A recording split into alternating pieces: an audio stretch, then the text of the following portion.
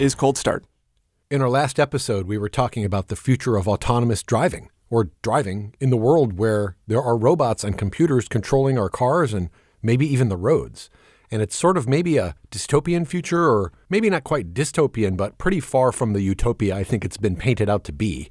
And for those of us who are motorsports enthusiasts or car and automotive enthusiasts, it seems pretty bleak. Like the future is moving away from driving cars and more riding around in these contraptions that are vehicles, but not the way we think of as passenger and driver vehicles with a steering wheel and pedals that we control. The entire experience changes. So it kind of raises the question, well, if that's what driving is becoming, what happens to motorsports?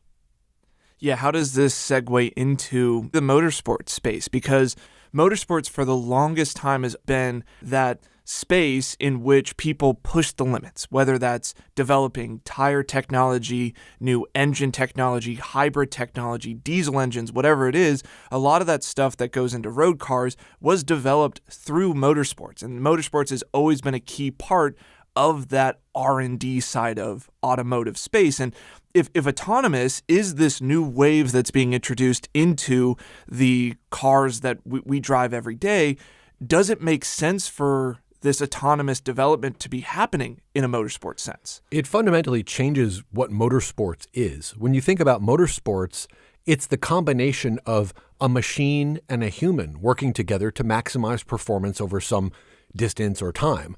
And when you put the autonomous word in front of it, we sort of take the human out of the equation, unless they're the programmer or the designer behind the scenes. Fine, humans are involved there. But the actual activity that's occurring, I might argue, is no longer a sport. It might be an activity or a game or something entertaining to watch. But I think what we're seeing there is just, robots chasing each other around? Yeah, which, I mean, the way that I would always envision it is like autonomous racing would be a platform to put coders that are working on autonomous code or AI models to be able to compete with one another. And so like that would be the sport. That's the competition. I mean, I guess there's like programming sports or like coding sports, hacking sports. Sure. Those exist. They have coding competitions, Happen in someone's basement, a bunch of nerds competing against one another. But like this could be that in the motorsport sense. And in my mind would help fast track the development of autonomous software, because it's like if a car can drive itself at the limit, it would have no problem doing so at highway speeds or, speed limits and handling a lot of the variables that can happen on the street. I mean, we think about this concept of like when we go racing, when we drive on track, that makes us better drivers for the street. So why couldn't that be true for the autonomous? Now, this was an idea that I had like back in college because I went to a school in Silicon Valley, Santa Clara University. And so like that whole like the tech side of stuff was around me all the time. And I was racing at the time as well and kind of thought about like, as this technology is developing, like could there be this dystopian future where we no longer have drivers racing cars, but we have these like robots or personalities that are, written through code driving cars. And originally my idea was like, oh my God, this could open up like the possibility of like you could create like the Senna bot and the Schumacher bot. And like you could have like these icons racing one another, and these robots were trained by watching footage of one driver and they kind of developed that personality. But anyway, this led me to look into this of like, is this a thing? Is anyone doing this? Like, Is autonomous racing like actually real, or is it still just a concept? And what I found in my research was Robo Race, and I'm sure some of us have heard of Robo Race at some point, whether you watched the Goodwood Hill Climb or you saw their stuff on social media. But they started back in 2015 was when Robo Race was founded, and it was that exact concept of pitting people working on autonomous code against one another, and they were going to develop a platform of autonomous race cars that would race one another. Now, in its early inception, the CEO was Lucas di Grassi, who he had raced in Formula One, and he was a Formula E champion. Now, Formula E, I understand we all have our opinions of what Formula E is, and not having great thoughts of all electric racing, but Robo Race was founded upon like developing electric race cars that had the capability to be autonomous and would encourage each team. They weren't developing the cars. The teams would just develop the code that the cars would run on. Right. So this is effectively the strategy and the operating manual for the robot to know how to race. Yes, and the whole history of Robo Race as it existed was really fascinating because in its early days, in its early inception, they created this robo car, and the design of it was phenomenal. It was like everything you wanted a robot race car to be because it looked like nothing else. It looked like a car that like a human couldn't fit into it if they wanted to. It was only as big as it needed to be to fit all of the technology, the motors, the electric motors, the batteries, all that sort of stuff. And it never kind of like came to fruition. The robo car, it was a concept. They built a handful of them. Their idea was that they were going to have like 8 to 10 teams, kind of like Formula One, that were going to be running these individual cars that were going to race one another. And nothing really happened of that. Yeah, it's kind of weird. They had what looked like a pretty sick platform. Okay, like Formula E leaves some of us with a bad taste in our mouth. But if you think about this brand new creation of a vehicle that looked damn near like aliens created it, right? It didn't look like the kind of cars we're used to seeing, certainly not in auto racing. And they were running at Formula E racetracks, which set them up for success. These are legitimate places to go racing. And they had the sponsorship and involvement of people who have been in motorsports. So by all accounts, it seems like, why didn't this thing go? Yeah, and like the robo car didn't really perform or compete. They used it for like a handful of things, like the Goodwood Hill Climb. They did a Guinness World Record speed record for an autonomous vehicle with the robo car. Now, the other thing that Robo Race created was called the DevBot. Yeah. Now, the DevBot, that's what they used more so for competition. And what the DevBot was essentially a Jannetta LMP3 car that they retrofitted. They ditched the V8 Nissan motor that normally comes in the P3s, and they put in the drive gear from a Formula E. Now, the DevBot was able to still have a human driver, so they still had a cockpit, steering wheel, all that sort of stuff, and then it could be switched over into autonomous mode. Now, the DevBots, those were the ones that were used the most often, and that was more of the development for Robo Race. They used the DevBots, they further progressed them into the cars that they actually used in competition. Now, for Robo Race, their competitions, it was interesting for their first couple seasons, they didn't televise anything. And there was no stream. There was no live feed of anything. It was basically the development of the series took a lot longer. These cars were not successful. And you'd think the concept of like, how hard could it be? And like, I mean, I feel like most of us are naive of like writing code for autonomous vehicles, but they were having such issues. The cars were slow. They weren't performing well.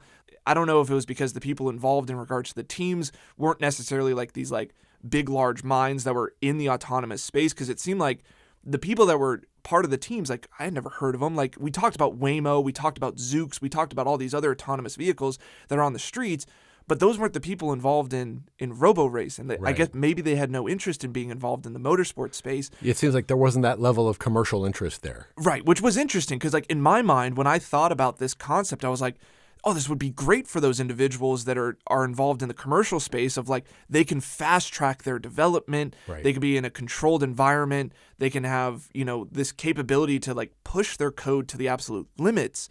But it seemed like that didn't really necessarily click. Now, where Robo Race finally kind of met its demise because it started getting phased out and it ended up being terminated in 2022. I'm sure COVID had a piece in its demise, but some of the memes that came out of Robo Race during that time was there's a great video of one of the cars that was going to do a demonstration lap, and it was sat at the start-finish line at a track, and they hit the enter button to like engage the autonomous robot, and the thing just took a hard right and went straight into the pit wall. Wow. Within the first 2 seconds, wrecked the car. And like the worst failure mode possible. 100%. Like it was comical of what occurred. And this was kind of the story of Robo Race in general, is like these cars would be on demonstration laps or they would do some of these events and they would end up in barriers and they would end up crashing and wrecking. And like they were slow and crashing. Like it really wasn't great in all of that regard. And then the tail end of Robo Race, they found their home at Las Vegas Motor Speedway. Oddly enough, that's kind of where they did their final race season, quote unquote. And with that, they try to like mix in this virtual reality thing, which was like they were racing in the metaverse. Like the cars were in the real world, but then like when you watched it on the stream, there was like these 3-dimensional floating things that they try to collect. They lost the script completely. So like even though it started off really promising of with that robo-car looking like this futuristic F1 style, like no human being in it, but like what could be the possibility, and a lot of excitement around it, and then it just slowly deteriorated over time. You think about motorsports, it's the combination of technology and capability and all these things being pushed to their limits. And when you're jumping into a new space like this brand new technology, this new frontier that we're trying to tack down or trying to define, you got to kind of crawl and walk before you run. What we're seeing here is, we're trying to do everything at once. We get out there trying to create an all singing, all dancing, super fast motorsport vehicle that can go out and perform and race, and the thing wasn't even able to get out of the gate. And I guess there's a lot of moving parts in these systems. There's a lot of complexity. And ultimately, you have what is a control systems problem, which is things that always must be or must not be, dealing within a world that is variable and sometimes has some squishy areas or gray areas. And within the racetrack, one thinks that, wait a minute, this is a controlled environment. This is a car that we can control. These are environmentals we can control. Why can't we simply record what a human does and then have the car sort of replay that? And isn't that good enough for autonomy, or at least training the autonomy? That's the way we do it with the rest of this AI stuff, is my understanding.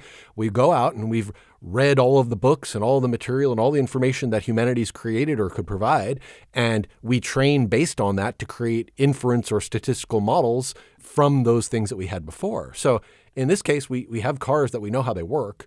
Should that be the model from which we create autonomous vehicles for the purposes of racing? Or do we really need to throw it all away and start over again and think about it differently? That's one thing I think the RoboRace folks did well in the beginning, was to create a car that wasn't constrained by the requirements of humans racing in cars like they had previously. The need for a crash structure, the need for a safety cell, the need for all of the componentry that we have on a car that's purely there for the ergonomics or safety of a human don't even need to be there. And I think RoboRace did that well with their, conceptual vehicle that were able to go 200 miles an hour in the thing. But the dev bot that they provided as the platform, if you will, for programming and seeing how teams could extract from that platform to create the AI capability and write their own code and their own strategies, those cars were able to go only 136 miles an hour, still pretty fast. I think they set some record for autonomous driving at the time. But they were limited by the fact that they were still being constrained by the set of things that existed in the human world of motorsports. And I think that is a limiting factor for other efforts that we've seen where people have tried to go and create an autonomous racing league, autonomous racing cars. They keep thinking about the problem as constrained by what existing racing and vehicles look like today. And I think there's a whole future potential of, if we go back to the drawing board and think about what this actually could be, we would approach it differently than taking an existing car and just trying to retrofit software to it. Until we had our conversation last time of talking about autonomous vehicles and what does that space look like and all this sort of stuff, I kind of thought like RoboRace was the one and only. Like I had no idea that there was really any other autonomous racing series that were trying to make it or come up or develop or whatever the case was. And after we had our conversation, I started Googling like autonomous racing leagues. Like, is this a thing?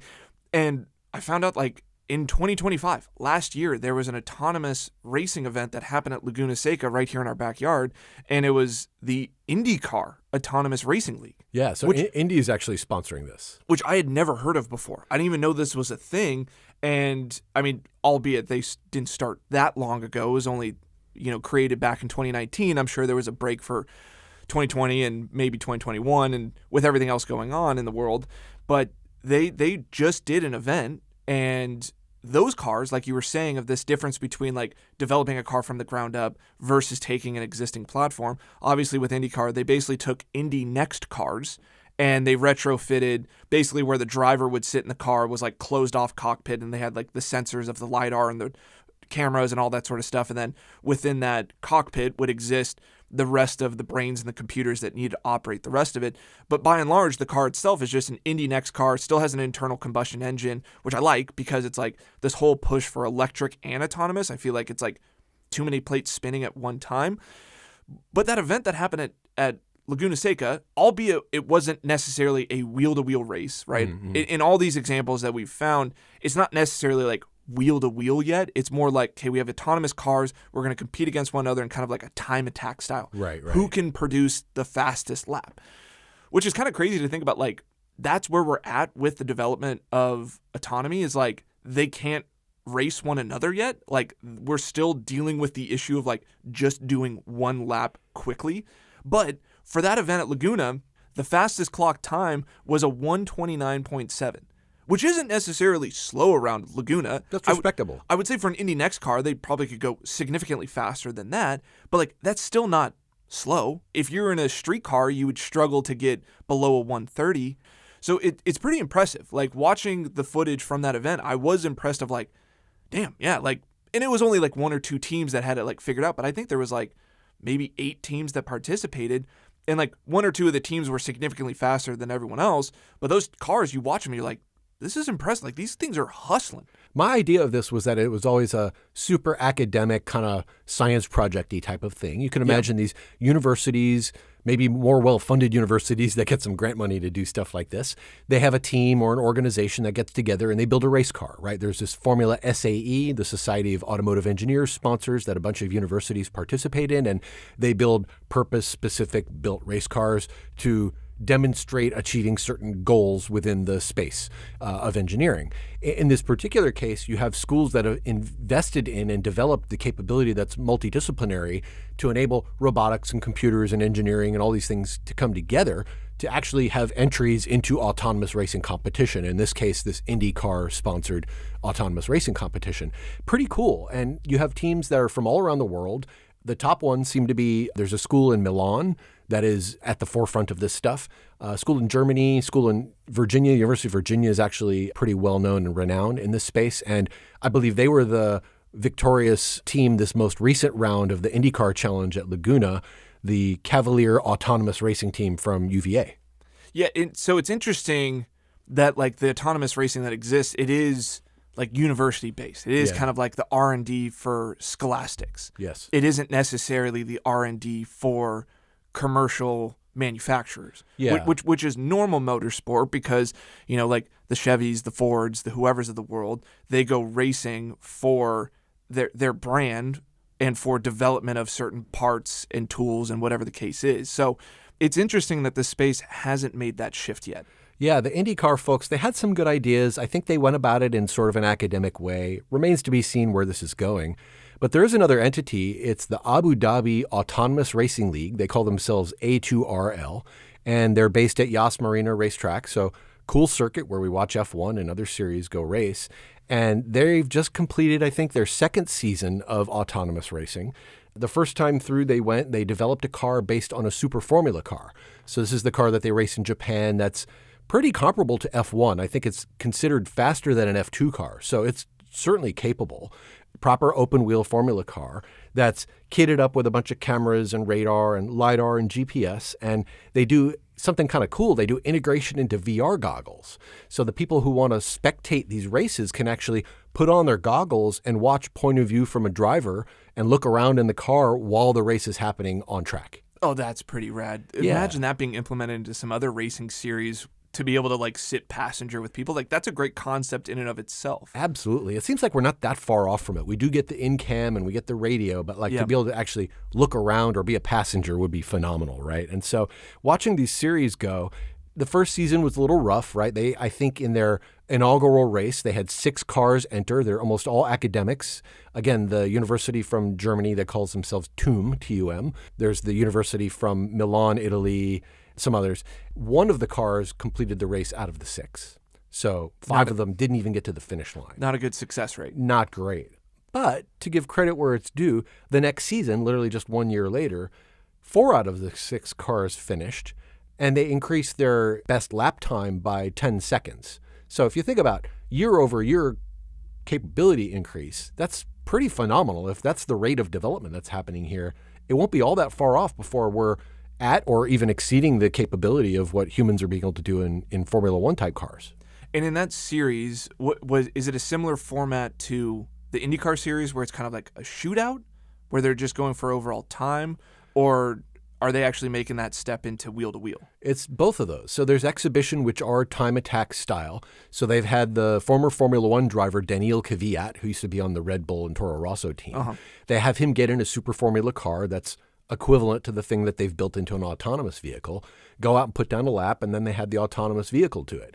First time through, the human won by a pretty large margin. Second time through, they gave the autonomous system a 10-second head start. Okay, so fine, they're still handicapping it. But it did exceed the performance of the human driver by a fraction of a second with that 10-second head start. So there's still a 10-second gap there, but it's come down significantly since the last time they ran this. And then in addition to the time attack, they are now properly doing wheel-to-wheel competition, whereby they have all of the competitors out on track. They do a starting grid, they do a standing start, they get out there and they run a race. And it's a multi-lap race where they're competing together, on track together, going into corners at the same time, and even colliding with one another, having to manage strategies that are not just maximizing the lap time around a track alone, but taking into account other traffic, how to pass that other traffic, how to manage that traffic around the car, the same way that a human driver would have to in a real motorsports competition. Oh, wow. So they're racing wheel to wheel, code to code. Code to code. And it's kind of cool because some of the analysis that was done after the fact, we were talking to one of the engineering leads, and he said, it really comes down to the spirit of the engineer, how the car itself performs. If the engineer and the engineering team is conservative in their approach, if they're leaving something on the table, if they're trying to worry about, further runs, they will perform differently than the aggressive team who take chances, who try to go do things. And some of those strategies in motorsports are successful over the conservative ones. So it's a matter of kind of this game theory of trying different methods, and each of those programming teams or engineering teams being pitted against each other for not just how to make a car go, but how to actually have it compete during the dynamics of a motorsports competition, being on track together. It's very cool that they're able to do this. Yeah, and even when you were saying that when they competed against, a Formula F1 driver, that even the best team is still maybe just under 10 seconds off the human, but the progress has been happening. And I feel like 10 seconds, yes, in racing, 10 seconds is huge. Like if you're 10 seconds off the pace, you're not making the grid, period. You're probably too slow to race in Formula One.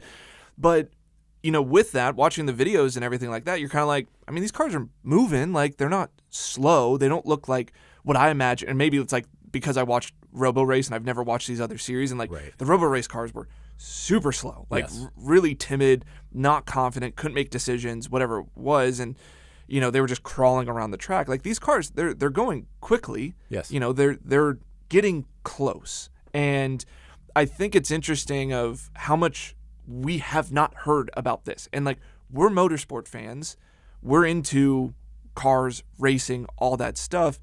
And I feel like the marketing or the PR side of this is interesting that we've never heard of these series before doing the research. We've had to actively go out and seek out this information and have had a hard time finding some of it, to be honest. And for background, just so you know about me, I've worked on self-driving vehicles, not for the public roads, but for infrastructure, warehouses and docks and truck unloading and things like that when I was back in the tech world.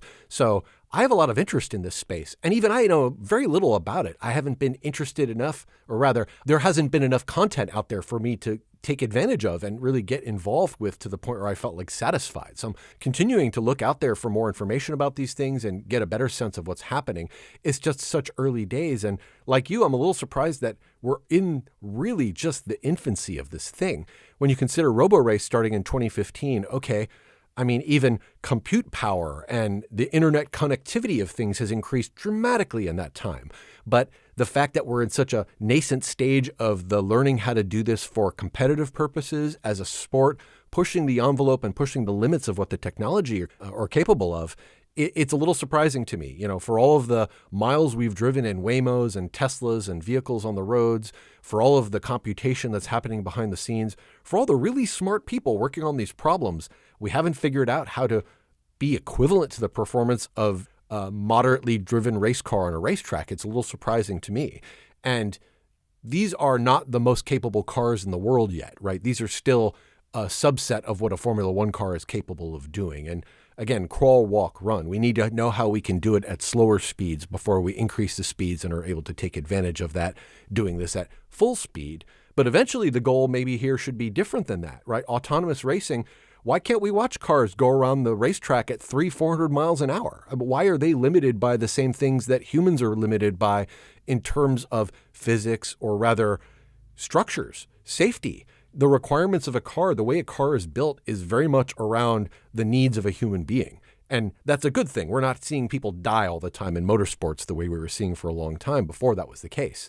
But we can get rid of all that. We can throw away all of those constraints and build vehicles a la robo-race that have no constraints and can exceed the capabilities of what we think of adhesion on a surface or whatever other limitations there might be for motorsports and racing the way we think about it today. It surprises me how far away we are from that still, right? Yeah. And this whole concept of making the comparison to Waymo and Zoox and all that stuff of like, there is that commercial rollout that's happening, that we have these automated taxis, Ubers out on the public streets. But when we look at these autonomous racing series, whether it's IndyCar or the series happening in Abu Dhabi, they're still so far off. And like, maybe this is me being naive how to write code, but like, how hard can it be of go as fast as possible? When the thing's in a straight line, go full throttle. Like, why can't you teach the AI software when hands are straight, full power? And we think about this of like, yes, you have to teach and the thing has to learn, but you and I have both gone through that process of learning how to race cars around track and getting comfortable and getting close to what that vehicle's limit is. So like, we know what that learning process is like. And, you know, I wonder if these teams that are working on these autonomous models, are they coming at this from more of that engineering software perspective? Yes. And don't have that necessarily that racer mind of what is the learning process and the nodes that get connected in the real world in human brains that we're trying to recreate from a digital perspective. That's absolutely the case. And I was watching some videos about the Abu Dhabi Racing League. And, you know, they have some academic folks who are involved with this because that's really where all the research and work is being done today and being trickled down into this sort of commercial space. But one of the things they were talking about was the fact that turns out they're all just engineers. They don't have any racers or people who have experience in motorsports advising or really part of the team. You know, it's a bunch of professors. It's a bunch of academics who work on AI and computer vision and things like that and have interest, maybe personal interest, maybe just, you know, vocational interest in cars and racing.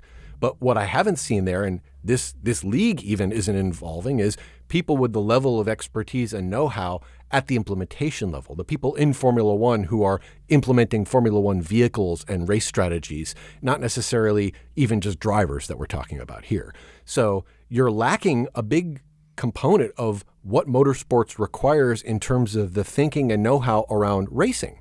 And racing isn't just time attack. It isn't just one lap in ideal circumstances, the way, you know, a lot of, I don't know, physics experiments in academia take place in a vacuum because it's just easier to deal with than the real world. And the thing is, we don't live in a vacuum. So those are only theoretical results. And I think we're maybe approaching this space a little naively if we think we can overlook the motorsports part and just treat it like a technology and engineering problem.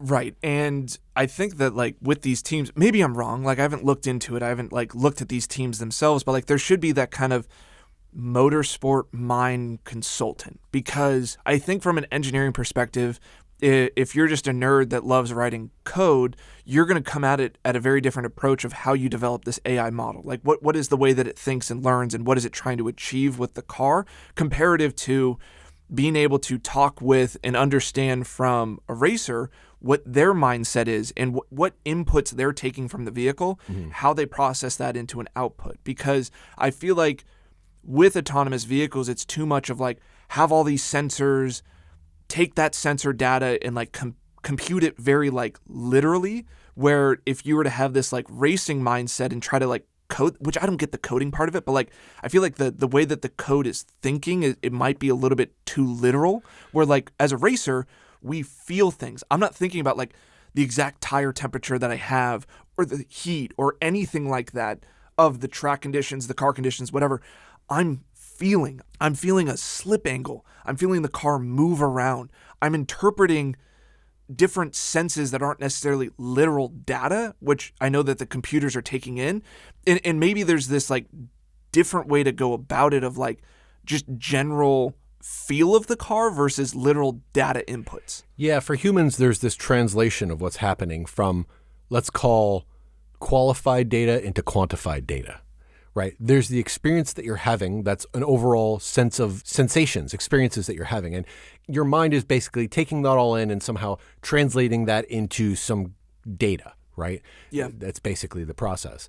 Well, as part of that, you're synthesizing all of these different elements that, to your point, you can't exactly measure. Like, I don't know what a tire temperature at 134 means versus 136. Like, my mind doesn't have a if, then, else lookup for that. Right. If tire goes from 134 to 136, that means you need to be less aggressive on that tire because it's getting near its, like that kind of limit or something like that. We don't operate like that. We operate through feel, through response to the kind of things that we can sense. But ultimately in our brain, we're sort of doing some maybe inherent computation or something akin to that to make those types of decisions. And I think the same thing needs to happen here, where we're not just making discrete decisions about whether a wheel should move forward or not, or turn left or right, but rather the entire set of decisions that are being made all together. So it becomes from a very discrete if X, then Y, else Z, right? Like if X is the case, then do Y. And if that's not the case, then do Z, right? That's how that would be.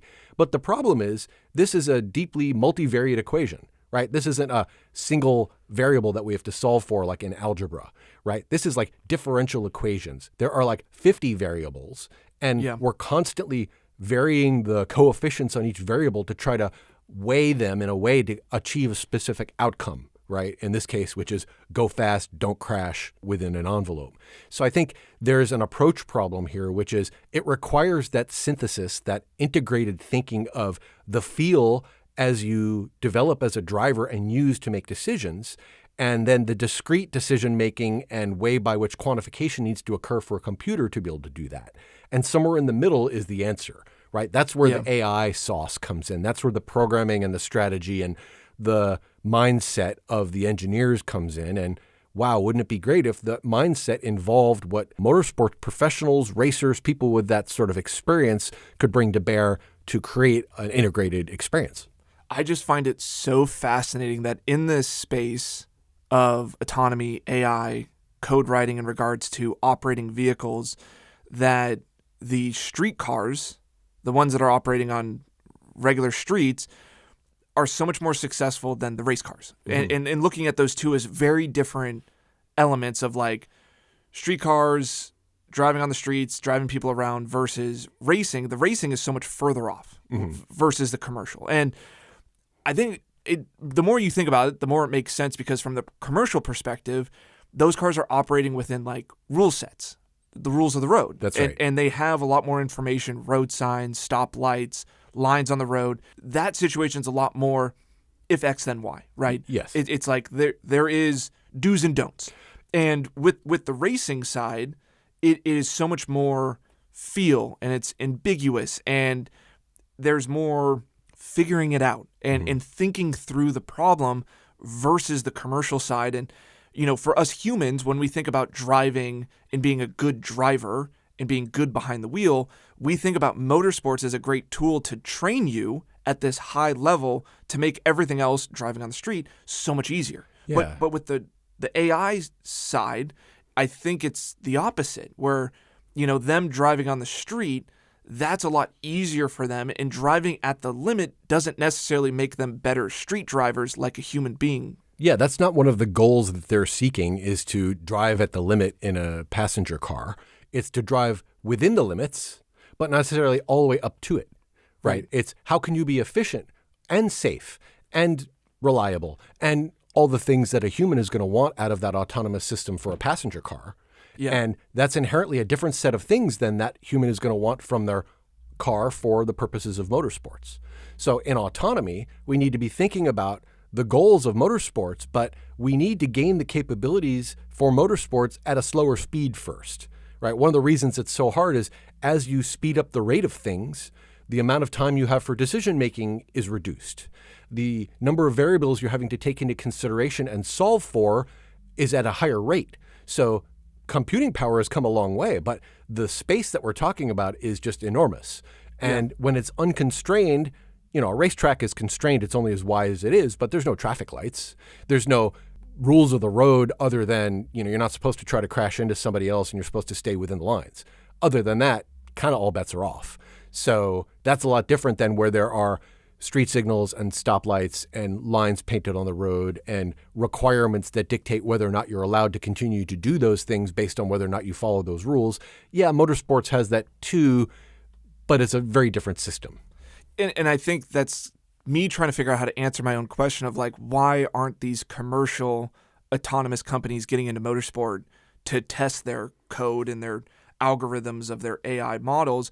I just don't think it necessarily translates. Like, just because a Zoox is really good at driving through San Francisco doesn't mean a Zoox needs to understand what 100% of its capability is through every single corner that it goes through San Francisco. It's just never going to need to put itself in that situation. And so with that, like, transitioning to motorsport with autonomous vehicles within motorsport, if it isn't something that manufacturers want to do for the commercial use, then it turns into more of, you know, the thought problem of how can we create an AI model. So like, it may not be good for the development of AI in regards to driving on public streets, but it's good in regards to developing AI models in general to solve really complex, hard problems, which it's kind of funny to think about, like, that driving a race car at the limit is like a hard, complex problem because we don't really think about it that way. Like, it's one of those things that you just kind of learn over time and you're kind of either good at it or not. But like, it really is. Like, when you start dissecting stuff and like, how would you tell a robot to do what you do in a car at the limit? It becomes hard. It becomes like, what is that dialogue? How can you train that? And so with that, like, autonomous motorsports, I think, isn't necessarily a direct relation to a consumer good. It then becomes entertainment because it doesn't really have a purpose in creating better autonomous vehicles. It's just the purpose of like, how can we push ourselves as programmers to make something do something that is very, very challenging to do. And with that, if we do agree that racing or autonomous racing would be strictly just an entertainment side of it, how would you create autonomous racing to be the most entertaining possible? Yeah, well, competitive sports requires fairness and rules and, you know, what we call sportsmanship or what have you. I don't know that entertainment needs that. WWE wrestling is maybe the best example of that.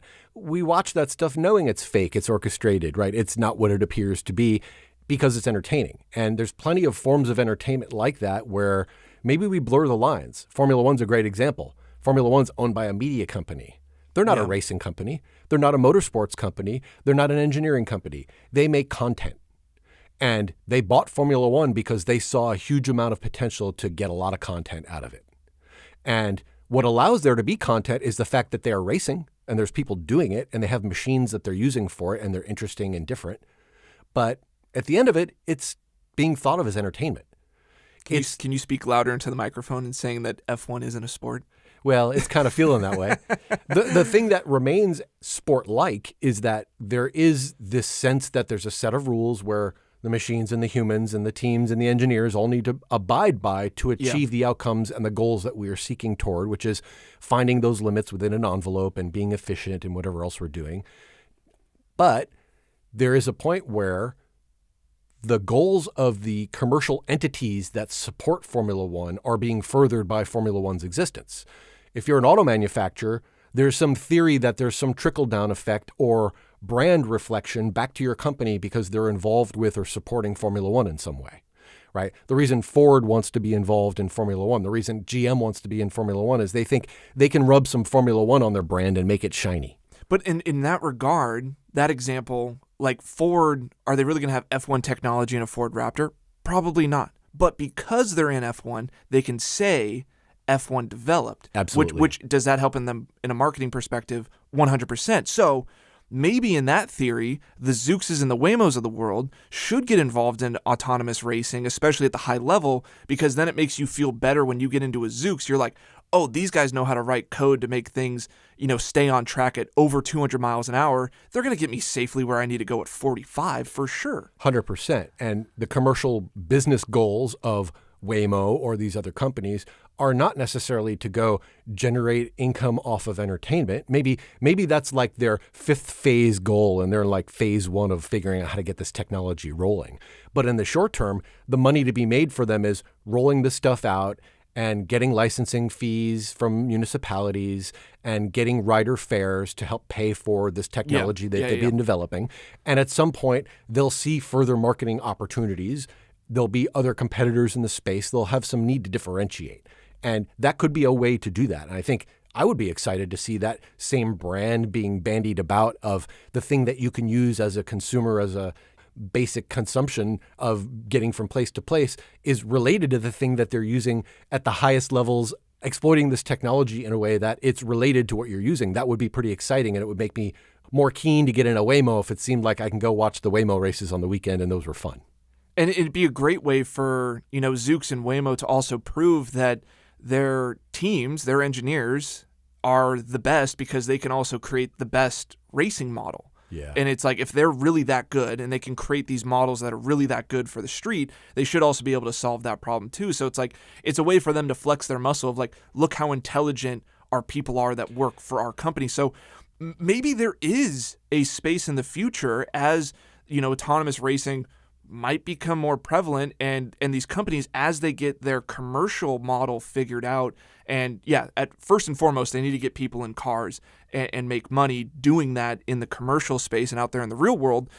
But racing might be a great marketing platform for them to then showcase, flex their muscles and show, the world of, we can make things go fast as well as get you where you need to go safely. But I think even one step beyond that. So it would be super cool to see those companies who are nibbling around the edges of the sensor technology and the self-driving car technology and the automation technology to get involved in this for the purposes of competition, motorsports, entertainment, let's call it that. Right. There's another constraint here, though. If we take away the need for self-driving cars to operate on public roads, for them to accommodate humans, to go back to all of that, now look at this as pure entertainment. We redesigned the cars so that they don't even accommodate humans. They don't need to have safety in consideration anymore. They don't need to be particularly efficient. In fact, why does the racetrack even need to look the way it looks? Why does it need to be made out of asphalt or pavement where there's a limitation for a rubber tire in the mechanical grip it can achieve? Why couldn't it be a magnetic surface and we do maglev racing, and these things aren't even limited by friction? These things could go 1,000 miles an hour around an arena, and it would be an amazing thing to see, and we could build for an entirely different environment and different type of product than what we think of, and it would still be racing, and it would still be a motor activity. Whether or not it's a sport is another thing to argue, but there's a way for us to consider this. I mean, contact. We don't have contact in most motorsports because it's dangerous, and we do allow a little bit in some forms of motorsport, but only to a level. Well, what if this level of motorsport encouraged contact? Like, that was part of the strategy of getting ahead, and it was done within certain, requirements, because otherwise it would be a free-for-all and maybe not that exciting to watch just pure demolition derby all the time. Robo Wars. Right, but there is a point where we can unconstrain some of the considerations that we've put in place, the designs, the requirements, the stuff that's there because a human is driving a car alongside other humans for other humans. Like, put up the major catch fence and whatever happens in the cage inside, like, that's exciting entertainment. That's gladiator style. We don't need to necessarily be constrained by the fact that the same vehicle needs to know how to stop at a stop sign and brake for a school bus and know that occasionally you can make a right turn on red, but only under certain circumstances. Man, you're really going down this rabbit hole of what the dystopian future can bring for motorsports. So mag racing, I don't even know what that would look like. We're going to Tron right now. I feel like your utopia might be my dystopia.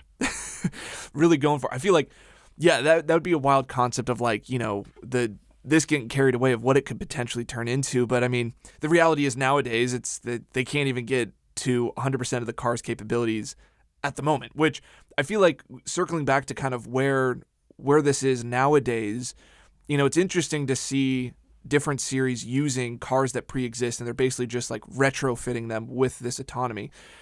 I would really love to see, it's like, once again, I'm not really a big open wheel guy. Like, don't increase the complexity of the vehicle, right? Don't have all these winglets and whatever. Like, reduce the need for downforce. Yes. Because like I feel like the concept of downforce is also an additional element for these models to try to like wrap their robot brains around and how it affects the car. Like, just make a really good like mechanical grip car where make it look futuristic. Like the Robo car, I think, was really successful in this of like, it looked really futuristic, but it didn't have a bunch of canards on it. It didn't create lift, right? It had enough downforce to like stabilize itself at speed, but it didn't have a bunch of wings or anything like that. It was solely reliant more so on the mechanical grip of the car.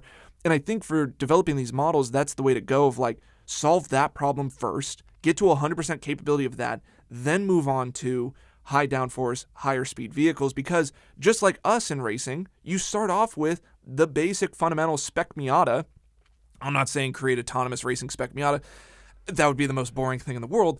But like you get the concept of like start with like a lower ranked car. Yes. Get to that capability, develop the code that can successfully do that, which it doesn't have to think as fast because the car's not going as fast, then start progressing the series to going faster, more complicated, more sophisticated cars. Yeah, it's driving to a limit and then understanding how to exceed that limit in a way, if that's possible, right? Either through capability or technology or otherwise, and then moving on beyond that. I think that makes a lot of sense. I do think that's incremental in a way that would allow us to get to the point where we're trying to get with this. And it also helps us reveal those limitations that are preventing us from making maybe stepwise change in the space. If, we want to say no downforce, well, why is that? One of the reasons that I feel like maybe you're a little down on downforce in motorsports is because it takes away some of the variability from the driver that makes it so exciting. Well, if we've already taken away some of that variability, right, because the drivers are computers, then why can't we enable some of those capabilities where they really help? So make it active aero, where the aero engages only for the corners, where it only increases grip so that we can see the cars go faster, because I think that's something we all want. Right. I would love to watch cars race at 300, 400 miles an hour. Wouldn't that be amazing? Total speed racer moment. Yeah. So now imagine if we could somehow make those cars stick through the turns at that speed. Yeah. We can do that with technology, except that same technology is sort of a drawback in other circumstances where the humans are involved. Right. So I think there's all of these different devices and capabilities that we have that we might need to rethink a little bit about in terms of how to make it maximally entertaining, still relevant to motorsports the way we think about it, and actually achieving an outcome that's worth watching every time. Because otherwise, if it's completely variable each time and it's just a cage match, like we'll just watch wrestling. We don't need expensive, fancy vehicles to do all that stuff. Right. And I think that concept that you're talking about of like the capability of the vehicle and really increasing it, it's the whole Gran Turismo vision concept, right? Yes. Of like within the video game, all these manufacturers come up with this like insane concept car that only exists in the virtual world, and it can do things that modern day real cars just can't, right?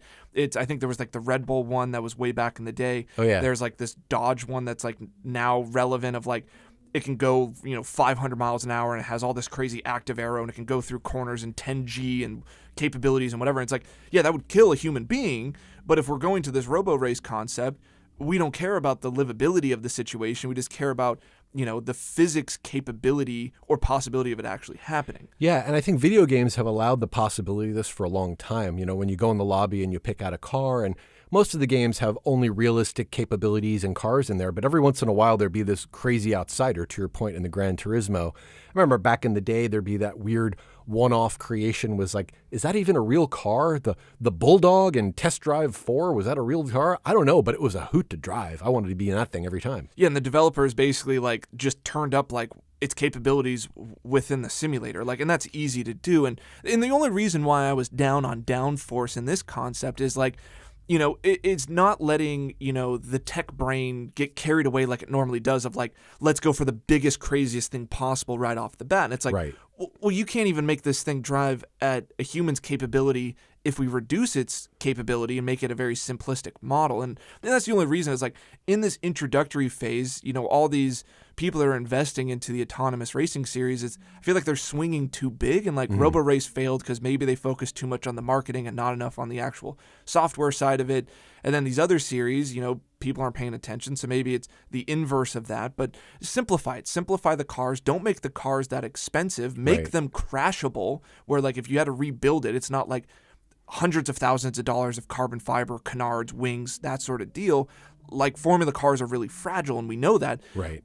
And I'm not saying make it a NASCAR. I'm not trying to say NASCAR is the solution to everything. I'm not trying to be like the end-all be-all NASCAR fan here, but like those things can hit a wall and they're fine. Like, and in this phase that we're currently at, the autonomous technology for motorsports, these cars are going to crash a lot. They're going to hit one another a lot. So build the cars to fit that and make them simple enough where like we're solving a simplistic problem of putting them on the limit, not the complex problem of Formula One, which we know that that's very hard as a human to put those cars on the limit. Right. So don't give the computer that problem right off the bat. Give it something easy, then build up. And let's not forget, we get a little carried away with this stuff, especially being here in the Bay Area where Waymos are just all over the place and we don't even blink twice to see one now. Other parts of the country or the world, they've never seen these. I mean, we still see the tourists on the street taking pictures of these things. Yeah. And it's sort oh my God, look, no one's behind the wheel. It's sort of amusing. And we're like, yeah, we've been watching this for a couple of years. No big deal. But, they're still having trouble. I talked about in the last episode, we were in that Waymo and the thing shot the gap and missed the turn and it didn't quite get it right. And that was in just regular traffic at traffic speeds. We didn't exceed 30 miles an hour. So if they can't quite get it right there yet, and granted, that's a very different problem driving on city streets than on a racetrack, what have you. But there's more work to be done here. And so I think it's exciting to me as a motorsports fan to think about the potential in this space of increasing the capability of cars and of watching racing as a sport. There's also the idea here that we have to accept the fact and let go a little bit of what we think of as the sport part of this and how much of it is entertainment. And frankly, Formula One is already doing that with this whole new energy harvesting and battery deployment stuff and boost and overtake modes. And it's becoming more and more video game-like, maybe not to the extent of Formula E where the fans could actually create a boost for a driver like it's a video game purely. But we're approaching that. And so if we accept and embrace that, what can we do if we think about the problem differently, if we accept the fact that this is for entertainment purposes, and there's also money to be made, commercial entities, listen up, I think maybe we can have our cake and eat it too. And don't get me wrong, or I guess either of us wrong, that, talking about this topic of autonomous motorsports, it's not going to replace humans racing. And for me, it's never going to replace that. I just think it's an interesting topic to talk about, and it's an interesting discussion because, one, it exists, whether you recognize that or not, and there are people that are investing in this space. Right. But also, when you pull back and you get away from don't take my cars away, that whole mindset, it is a really interesting problem to try to solve from the robotics perspective. And we don't need to get into the overarching conversation about AI of do we really need to do this? And do we really need robots to drive cars on racetracks for entertainment? Is that even worth our energy? I don't know. But it is an interesting thing to think about at the end of the day. I mean, we don't need a lot of things, so it's a matter of where do we want to spend our energy and time in pursuit of what? And it sounds like it could be fun. It sounds like it could be entertaining, exciting. We do plenty of things just for those purposes. 100%. I don't know. It seems more rewarding than sitting there scrolling through Instagram for another couple hours. Yeah, no, absolutely. And we'll only see what's going to happen from here. And, if you haven't been paying attention to some of these series, the one that happens in Abu Dhabi, or even the IndyCar Autonomous Series, I don't know what the future looks like for either one of those organizations. If they are kind of one and done and this is it, and they did their thing and it was semi-successful, or if they're going to be coming out with another vehicle, or who knows, maybe another company is going to pop up out of nowhere and try to create an autonomous racing league. But it's an interesting space to halfway pay attention to if you are an automotive fan. Yeah, maybe it's going to take another media company coming in and putting a really big push behind the entertainment capability of this, not unlike what we saw with Liberty Media and Formula One. The difference there being there was an extant concern called Formula One that was around for 60 years before Liberty Media got involved in the first place. So it might wind up looking different if we start from the entertainment perspective versus keeping motorsports in mind. But I think if we're careful, we can come up with something that does both of those. I don't know. Investors out there, are you listening? This sounds like an opportunity. I'd love to get more involved in this, and I think there's a ton of people who would.